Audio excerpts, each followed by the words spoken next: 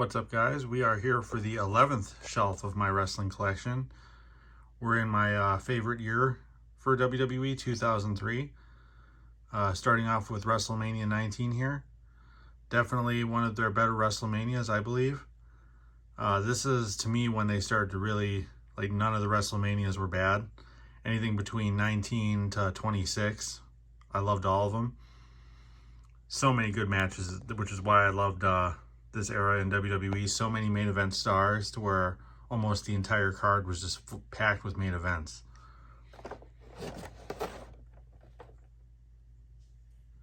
Yep, we have Victoria versus Trish Stratus versus Jazz.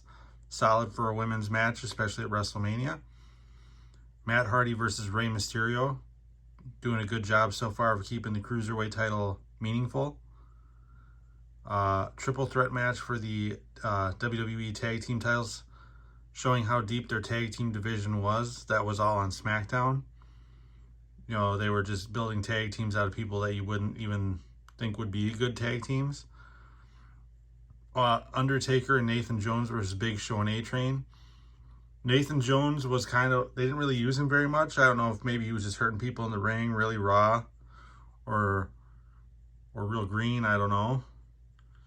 You know, I read online that he kind of hurt some people too while working with them, so maybe that was one of the reasons they didn't use him much.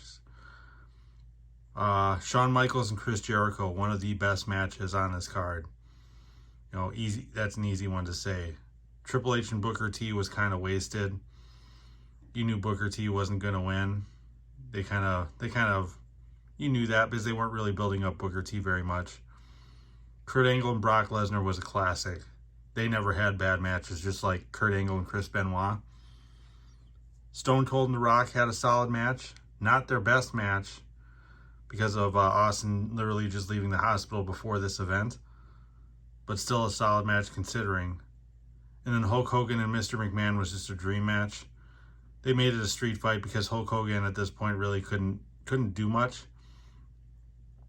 So Mr. McMahon is obviously not, a solid wrestler to where he can carry the match.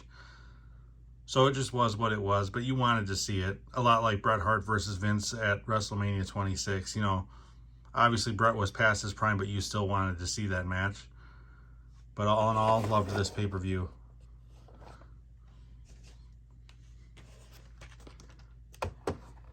Next, we have Backlash 2003 with another dream match, The Rock versus Goldberg. Another very solid, enjoyable pay-per-view. Rey Mysterio versus Big Show was really good. It was like one of those Giants versus, little people versus Giants overcoming, huge odds. He just gets manhandled by the Big Show through the whole match. Rikishi versus Sean O'Hara. They were trying to push Sean O'Hara, which is why they put Roddy Piper with him. Unfortunately, I believe later this year he ended up passing away anyway, which sucks. Trish Stratus versus Jazz. Solid wrestling match. Jazz could actually wrestle. She was from ECW back before they closed down. Rob Van Dam and Kane versus the Dudley Boys, again showing just how deep this tag team division is in WWE at this point. Then you followed up with Team Angle and Los Guerreros. Amazing match as well.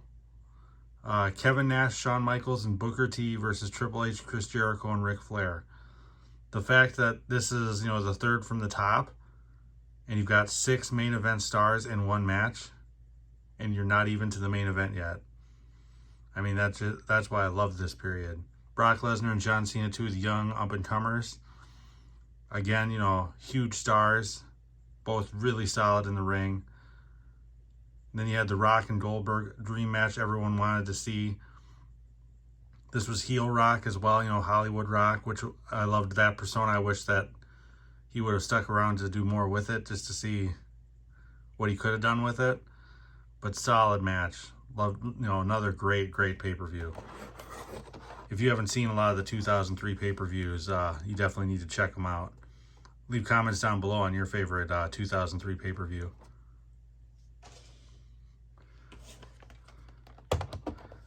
Next, we've got Judgment Day 2003. Again, another very solid pay-per-view. Tori Wilson and Sable. You know, who doesn't want to see them, you know, in a bikini challenge? I mean, no one will be saying, oh, I don't want to see that. Mr. America versus Roddy Piper. I like this angle. You knew Mr. America was Hulk Hogan, but you still wanted to watch to see where it would go. And then Chris Benoit, Rhino, and Spanky versus the FBI and John Cena. This felt more like it was just to put people on the card and get them exposure on a pay-per-view. You know, and try to build up some people who maybe wouldn't have normally been there. Trish Stratus, Jackie, Victoria, and Jazz. Again, I think they were just trying to get exposure for everyone because they didn't want to just have another Trish Stratus versus Jazz match. Scott Steiner and Test versus La Resistance. You know, this is when they started not to use Scott Steiner in a main event capacity, which I get you can't always be in the main event, but it seems like they just didn't want to use him in that capacity, probably because Triple H didn't want to work with him. Team Angle versus Eddie Guerrero and Tajiri. I'm sure Tajiri was just filling in for Chavo for some reason, but very good match. Eddie Guerrero never disappoints. Battle Royal for the Intercontinental Championship. You know, great match. Christian becomes the Intercontinental Champion. This was like in the era of Eric Bischoff and Stone Cold being co-general managers too, which was so entertaining. I loved watching them two work together. I wish they would have prolonged that longer. Then you had Brock Lesnar versus The Big Show in a stretcher match. You know, another very solid match. Loved it. And then you had Triple H versus Kevin Nash. Kevin Nash, in my opinion, at this point was past his prime. He was just more of a name. But I mean, this was in when Triple H was just kind of grinding through guys because he didn't want to drop the belt. You know, because they had the whole Evolution angle going on, which I loved as well. You know, people hate on Triple H for not wanting to drop the belt, but I think storyline-wise, it was the right call.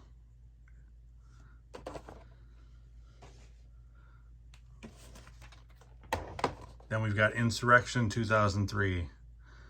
Raw exclusive UK pay-per-view. Rico versus Goldust squash match. Jazz versus Trish Stratus. You know, again, kind of a rematch of what you've already seen, only now it's in, you know, London, so it's new to them. 6-man tag match. I never got why they put Christopher Nowinski with Rodney Mack and Theodore Long. I didn't get that at all, so that this match wasn't really entertaining at all. Scott Steiner versus Test. This was interesting. Don't know why Val was really there. I forgot why. But you knew these two were feuding over Stacy Keibler. So, I mean, it gave Scott Steiner and Test something to do. Rob Van Dam and Kane versus La Resistance. Young up-and-coming tag team. Shows the depth of the division still. Christian versus Booker T. You know, and this kind of shows that you knew that Booker T wasn't going to win the world title because just a few months ago he was in the main events and now he's, you know, going for the Intercontinental title. But they were trying to establish their mid-card again. Triple H versus Kevin Nash again. You know, you knew Nash wasn't going to win, especially in London. You know, just more felt this was just an average pay-per-view, but considering it's a London pay-per-view, you knew that you're just mainly watching it to see interesting matches.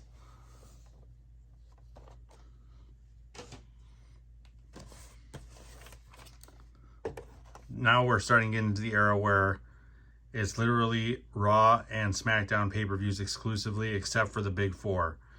So King of the Ring is gone and in is Bad Blood for Raw. As you can see, it's an Austin Bischoff present. You know, I kind of like this because then you knew every pay-per-view was going to be different. And when they did the draft recently, you know, oh God, what was that? After WrestleMania 32, they were starting to go back to that and then went back to splitting it between the two again. But you got the Dudley Boys versus Rodney Mack and Christopher Nowinski. Again, don't know why Rodney Mack and Christopher Nowinski were together. Scott Steiner versus Test. You know, for the managerial services of Stacy Keibler. Great storyline. Christian and Booker T have good matches for the Intercontinental title. Again, trying to make the mid-card titles mean something. Rob Van Dam and Kane versus La Resistance. Again, very solid match. Goldberg versus Chris Jericho. I was actually pretty impressed by this match. I'm not usually a huge, Goldberg doesn't really do great matches, but this was actually pretty good. Shawn Michaels and Ric Flair. Not the classic they had at WrestleMania 24, but still very, very good. Triple H versus Kevin Nash in a Hell in a Cell for the world title. Again, you knew Nash wasn't going to win, but you still wanted to tune in because at this point in time, Hell in a Cell has actually meant something. And with Mick Foley as the referee as well. And then the best part of this entire pay-per-view, the Redneck Triathlon between Stone Cold and Eric Bischoff. Oh, I could watch these two all day long. They're so funny together. Like I said, I wish they would have, prolonged that angle quite a bit. Absolutely loved it. Very solid pay-per-view. And this is just, this was obviously before the network came out. I was trying to record all the Raws, SmackDowns, Velocities, and Sunday Night Heats in between the pay-per-views.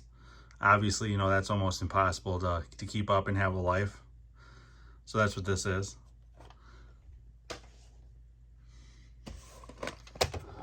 Then we've got the SmackDown pay-per-view, Vengeance. This was a very solid pay-per-view as well. Like I said, I liked that they had the two different brands having their own pay-per-views. Made you be able to develop undercards very well. Indecent proposal match. I know Jamie Noble was trying to get with Tori Wilson, even though he had Nydia. So they threw Billy Gunn in here to try to push him again. He was one of those stars that had the look, but never, for some reason, had the it factor, or they never really fully went with him. The APA Invitational, very entertaining. Big, huge barroom brawl that they had set up out by the entrance. World's Greatest Tag Team versus Billy Kidman and Rey Mysterio. They were trying to strike on what worked in WCW. And it didn't really transition here. Billy Kidman was kind of too far gone, in my opinion. Stephanie McMahon versus Sable. Great match. Stephanie McMahon, say what you want to about her, but she knew how to get heat. And she only got better as time went on. Chris Benoit versus Eddie Guerrero for the U.S. title. So this is their version of the Intercontinental title. Like I said, I love that they're building the undercard, getting everyone exposure. That's why I love the pay-per-views being separated. Undertaker versus John Cena. Amazing match. Probably the best match on this entire card. And this was at John Cena at the beginning of his career too, which I more prefer John Cena's earlier stuff to his later stuff as far as matches go. Zach Gowen versus Mr. McMahon. Great storyline. Not necessarily a great match, but you really cared about the match because of the storyline.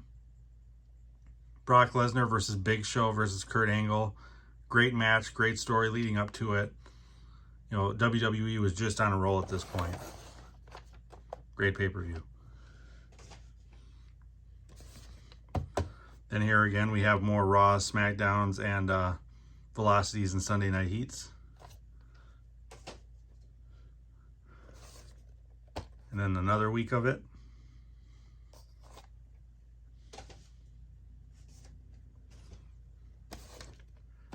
And another week of it.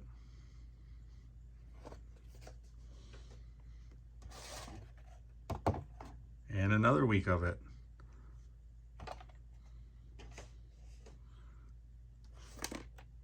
Then you had SummerSlam 2003. One of my favorite pay-per-views of 2003, although almost every pay-per-view of 2003 was phenomenal in my opinion. But see, this was nice too about bringing them together then on the main 4 pay-per-views. Has made it a really big deal because you get to see the interactions between superstars from different brands because they normally wouldn't interact because they were never together. But the Fatal 4-Way for the U.S. title, SmackDown was just doing such a great job at building their undercard. Paul Heyman was so good at creative. Eddie Guerrero, Benoit, Rhino, and Tajiri. Amazing match. Zach Gowen versus Matt Hardy. They were trying to use Zach Gowen for something beyond facing Vince McMahon. But not the greatest match. La Resistance versus the Dudley Boys again. Now, see, like every match from Shane McMahon versus Eric Bischoff up are all main event quality matches. Even at this point, they were even pushing A-Train to where he could be a main event type of talent. So Shane McMahon versus Eric Bischoff, from Eric Bischoff kissing Shane McMahon's mom, Linda. You know, and at the thing that was cool about that storyline too is at the same time Shane was dealing with Kane with his unmasking at the same time. So, I mean, creative was just unstoppable at this point in time. Undertaker versus A-Train was okay. They were building A-Train up to be a real menace. Don't know why they stopped. Rob Van Dam versus Kane, classic match. Again, they were doing the Rob Van Dam Kane angle. At the same time, they were doing Shane McMahon and Kane. Kurt Angle versus Brock Lesnar, amazing match. Probably one of their best matches they've ever had up to this point. Even better than WrestleMania 19. Then you had the Elimination Chamber match. They were trying to make SummerSlam feel big by putting all these big names on there. Kevin Nash, this was his last pay-per-view in WWE, I believe. And then, yeah, it's just like, I don't think they wanted, they didn't want Goldberg to squash Triple H yet at this point. I don't know why, but they were just trying to make this pay-per-view feel big, I believe. But great pay-per-view. And then you've got more Raws, SmackDowns, Velocities, and Sunday Night Heats. Leave comments down below if you have anything to say about any of these pay-per-views. We'd love to hear your opinions of them. Hit like and subscribe if you enjoy the content. That way you'll get the updates when I post the next video. So until next time.